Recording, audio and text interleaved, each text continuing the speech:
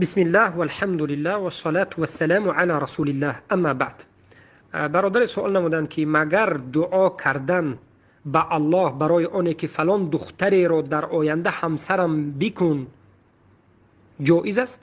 یعنی همچنین دعا بکند که ای الله، از تو میخواهم که فلان دختری که هست همون رو به همسری من شدنش رو نصیب کن، گفتن دعا کردن جایز است؟ بارک الله فیکم.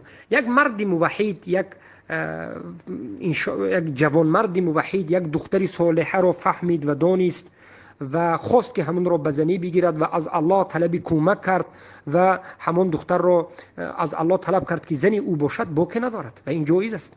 اما وقتی که زنی او نشد، بعد از این دعا رو ادامه ندهد. وقتی که زنی او نشد، بعد از این به همون وسوسه گرفتار نشود. وقتی که الله به او نصیب نکرد، بعد از این خاموش باشد.